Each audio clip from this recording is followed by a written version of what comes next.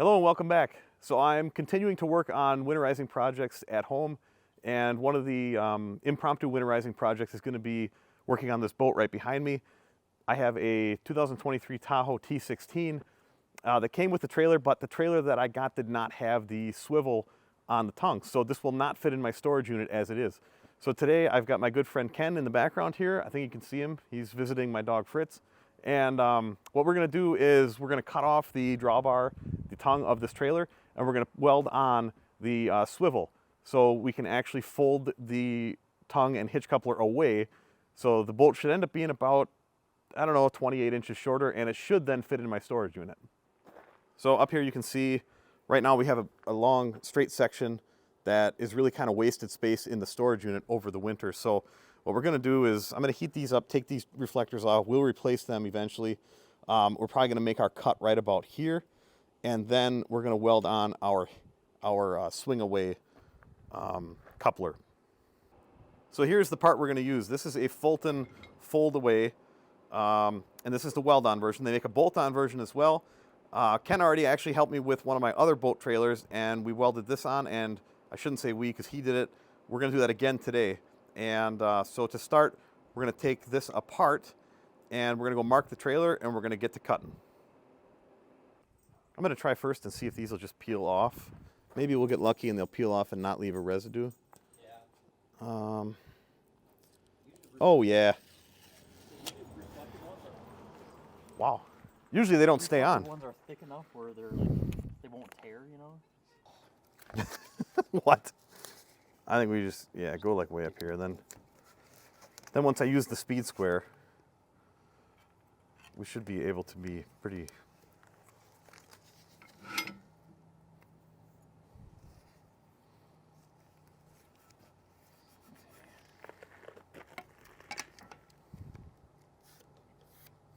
You want to grab that quick? This marker has seen better days. Here you go, you want to do that one?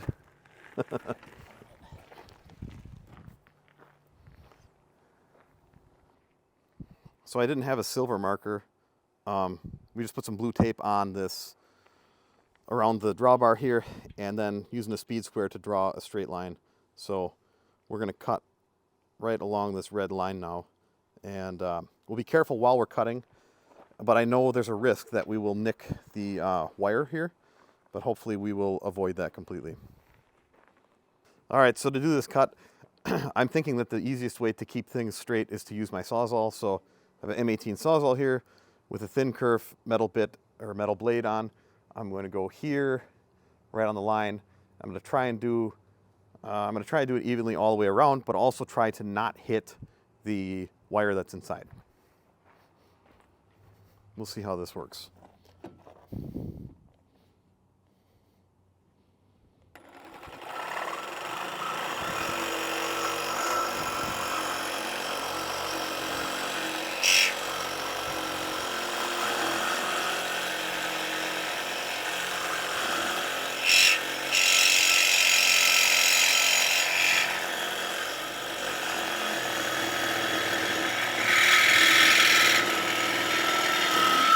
Okay, so we're through the top wall. Now I'm going to try and go this way, try to keep things kind of straight.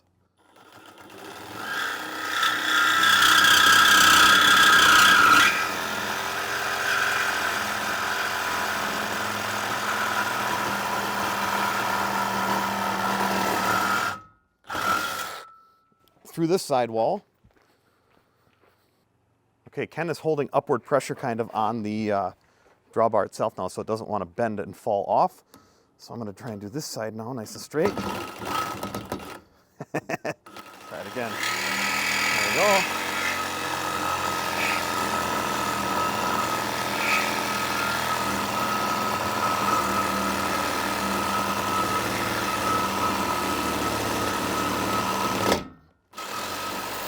Okay.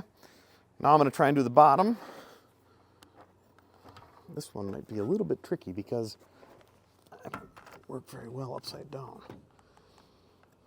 But I'm going to try and kind of do a diagonal cut here first. Get in that.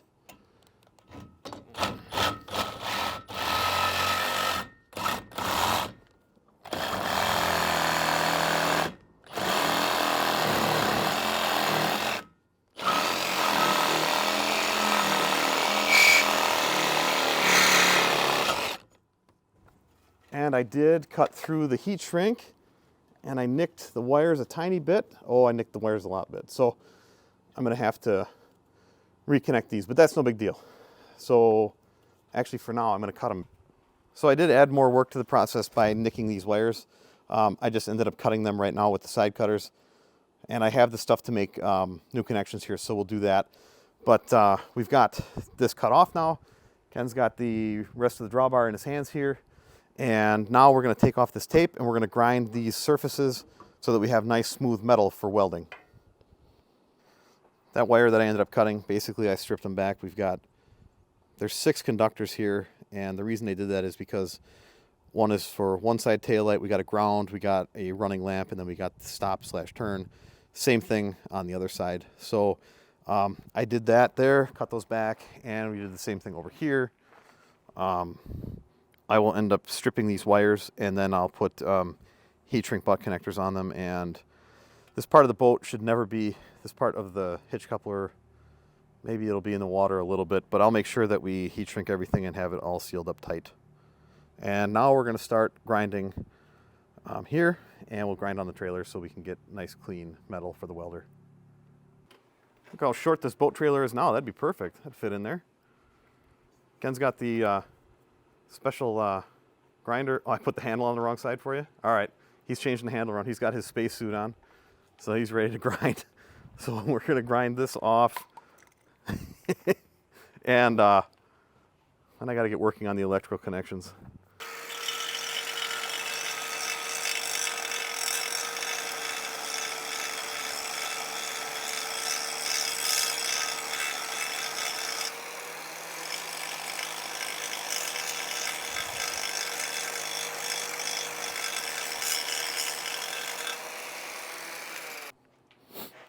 Okay, so the 120 volt grinder that I had and the disc on it seemed to be kind of subpar. So I forgot that I had an M18 grinder here with a flap wheel on it. So we're gonna try that now.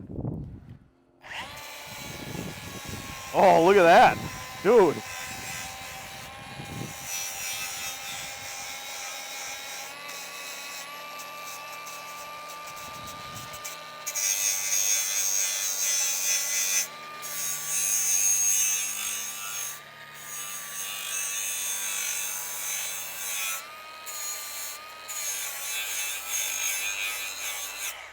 Okay, so that's a good selling point for that flap wheel. Holy crap. All right, now we'll do this side. This part's gonna sit in though. Yes, so you might have to go back further. Yeah, if you go back further than you need, it's not a big deal. You want to test fit it? That thing sat in there 3 inches. So if I clean back right here.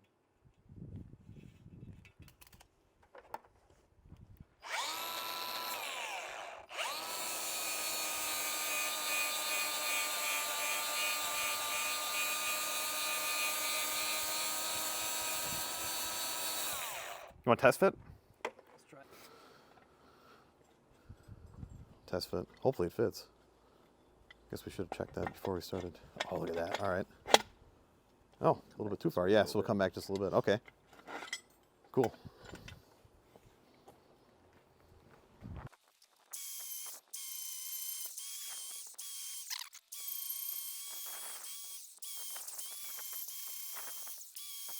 What a difference that flap wheel makes versus that grinder. Okay, so now maybe we should test fit the piece in here and see kind of where we have to go. You want to score it or something? You'll be able to see it? All right. So now Ken's just got to go around the world here with the grinder, and you can see how it'll get welded here, and then there's a curve here where it'll get welded to.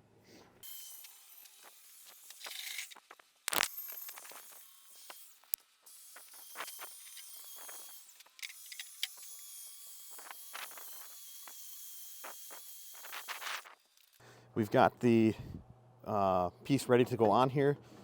You can see that Ken also cleaned up around the edges of this fold-away coupler apparatus itself, so that'll help with welding it. This actually has a really nice tight fit on it. The one we did on my older boat, we had to kind of shim here because this fit looser on the old drawbar, but this seems to be a pretty good fit. And here you can see we cleaned this and cleaned the edges here. So I think that we're pretty well ready to start welding on it. And the welder, this thing I bought probably 7 or 8 years ago. It's a Eastwood MiG 135, powered by 120 volt. It's on a 20 amp breaker. And then we've got the gas for it. And we're using 30 thousandths wire, 30 thousandths, right? 30 thousandths wire. It's a wire feed. I played around with it a little bit yesterday. Ken's never used it, so we're gonna see what he does.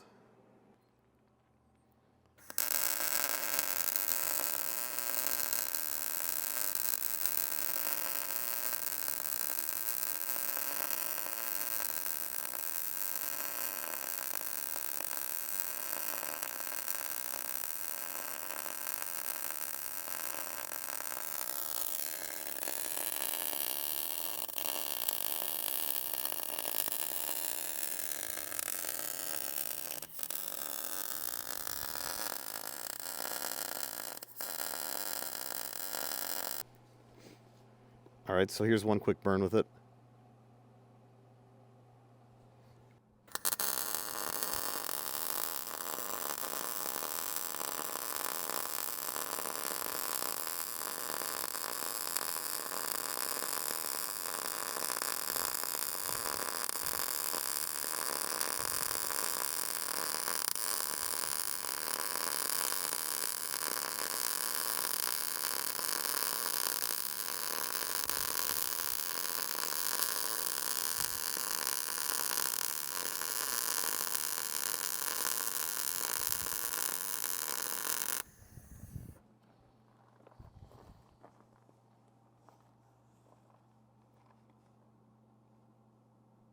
Okay, so we've got the weld done all the way around the perimeter of the side that mounts to the trailer.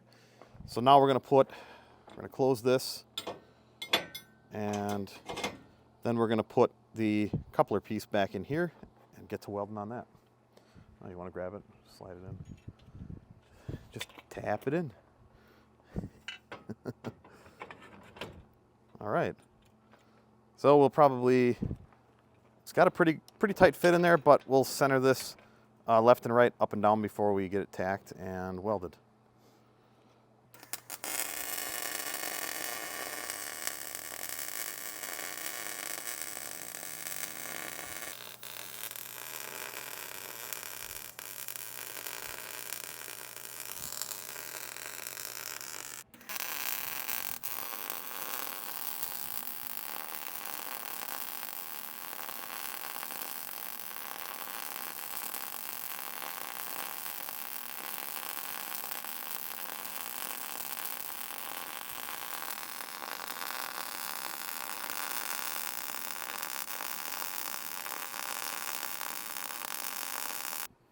All right, so everything's welded up now.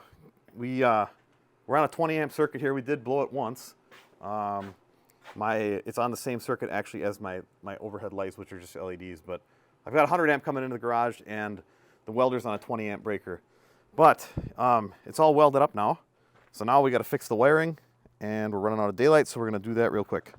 At the beginning of the video, you saw that I had an accident with the Sawzall, and now I have to reconnect these wires. And I probably could do this a better way, but I'm going to use heat shrink butt connectors. That's these right here. So I'll strip the wires back, and then I will put the wires into these, crimp them, and then we'll heat shrink them closed. Now, I know this is a hinge point, and this is where those connectors are, and that's not the best solution. But as I was thinking about that, I took a look down this pipe, and it's pretty disappointing to see the connections that the factory has made. So I don't feel as bad about doing this. Plus, it is my boat, my trailer, so I know what's going on here.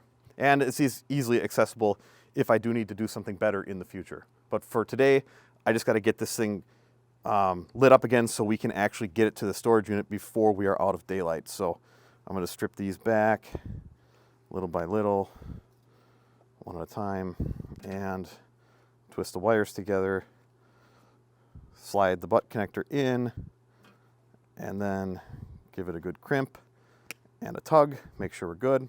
Okay, we're good there. And I just have to do that. 6 butt connectors, 12 crimps total. So got these twisted together. I always twist these together so that when you slide the butt connector in, they don't get caught. Try to go sideways or something in there. Okay, another one crimped, another tug, we're good.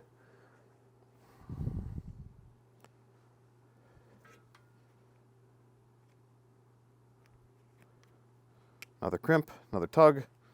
Okay, now I'll go to these ones. Oops, I used the wrong size there. I'm trying to keep all these wire stripped insulation pieces off the driveway. Keep them in one spot here. So far, so good. And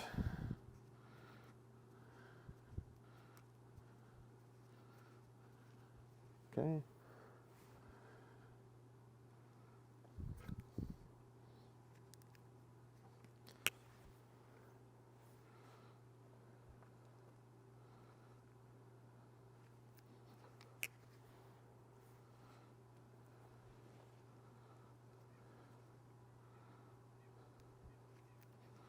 Okay, got those 3 crimped. Now I'll give them tugs. It's important to test this now because now I know I have a good connection here. Whereas, you know, if you don't get a good crimp, these things just pop off really easily. So now I've got my other 6 wires here. I just got to strip these back.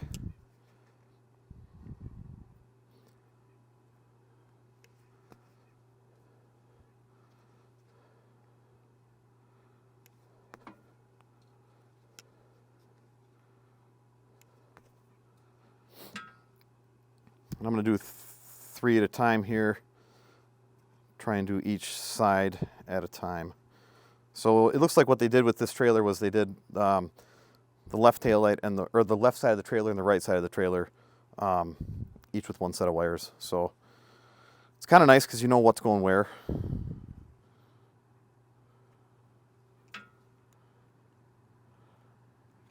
Crimp, give it a tug.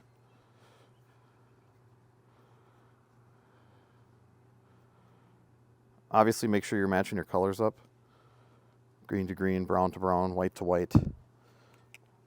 Don't want stuff going backwards or not being grounded correctly or anything like that. Okay, last 3. You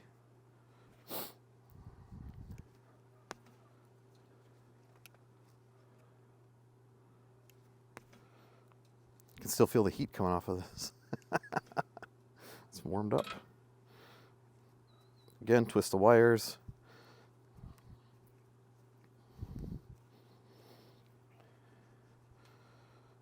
And I'll do yellow first.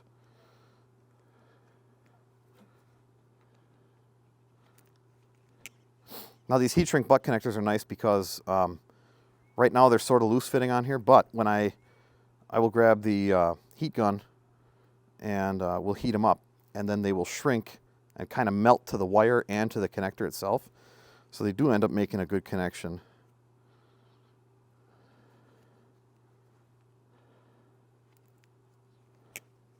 Okay, give everything kind of a tug, make sure nothing's popping off. Now we'll hit them with the heat gun. All right, here I've got the M18 heat gun. It is a little chilly out here, so I don't know if and how well this is going to work, but we'll give it a shot here. And I'm going to try and show you.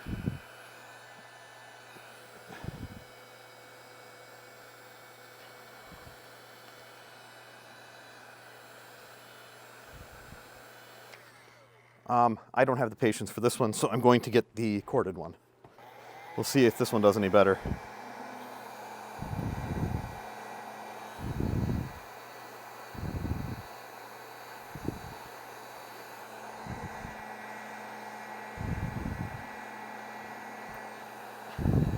Yes, it appears to be working. Little by little. Could use a torch too, but then they kind of burn.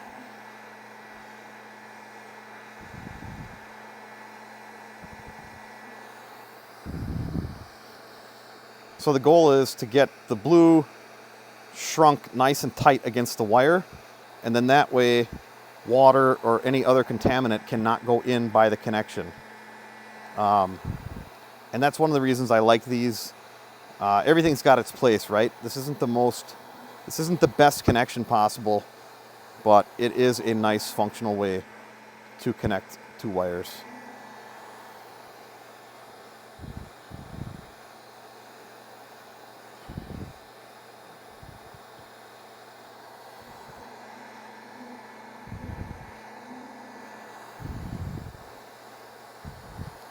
And usually once you get them nice and hot, you can start to see the glue or the melted part of it coming out the bottom right here.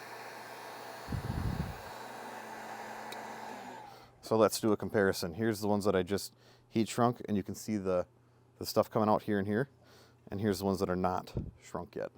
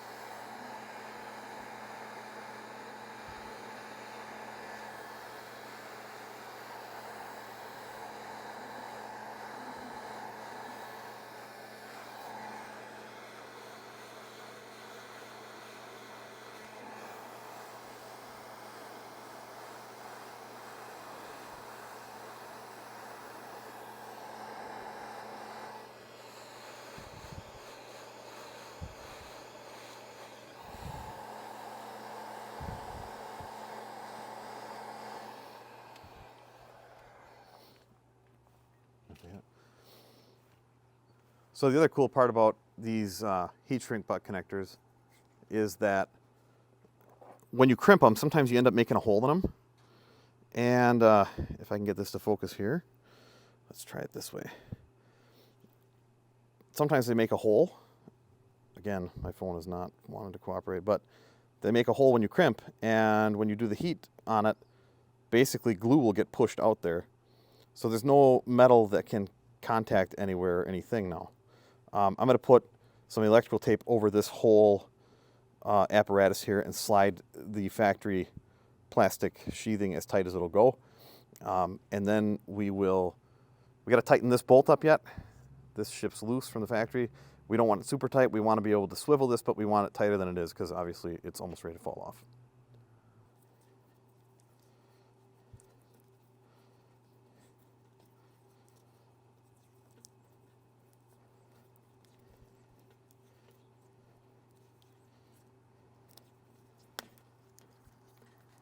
All right, now we've got that done. I think, okay, one of the last things, there's two rubber bumpers that have to go on right here. So we're gonna put those on. There you go. And they kind of have a shape that should allow us to easily put them in. Keyword should. See here.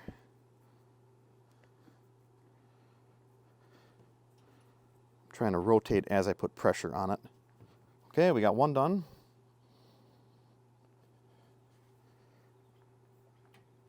And then I think I'll have Ken pull on the connector end of the wire harness, and we'll get this tightened up a little bit so that it's not, okay, that's good. So if we have it probably like about that, I should be able to swing this closed without having too much issue. Now, of course, the camera will be in the way, but I'm going to try to watch this wire, and I'll have to do this every time I open and close this hinge, but that really shouldn't be that often. So I'm just going to watch the wiring when I close it, and then put it here. Drop the pin in, and we're good to go. So I want to show you guys how much this actually gained us space-wise. If I have this folded all the way around here, you know, at the front of the boat now, I think this is sticking out maybe 2 inches further than what the winch is here.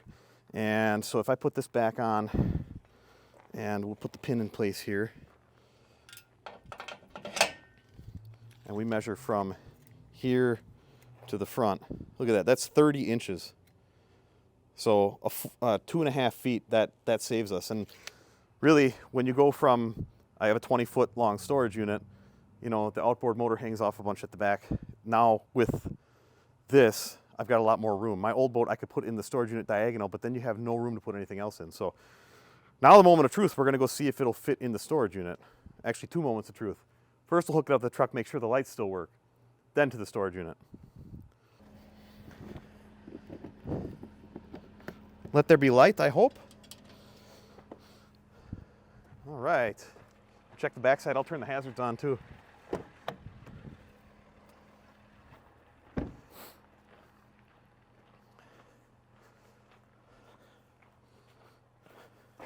All right. We got lucky. So I didn't get a chance to get any of this on video, but we got the thing in here, barely. This is a T16, it's supposed to be like a 16-foot boat.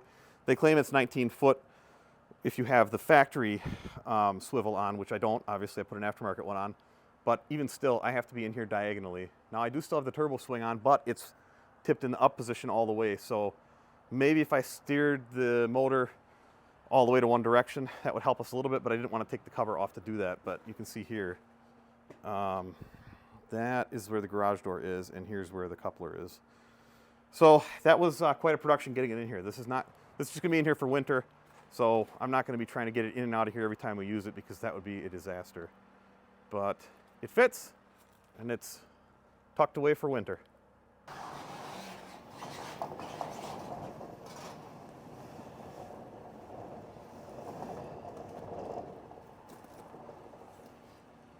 So it was a productive afternoon. We got that Fulton swing away hitch coupler put on the boat trailer, and we were barely able to get the boat into the storage unit. It's about to get a lot colder here in Wisconsin. You can see behind me sunset. It's not even 5 p.m. here, so we're fighting daylight and everything else, but we got the boat put away.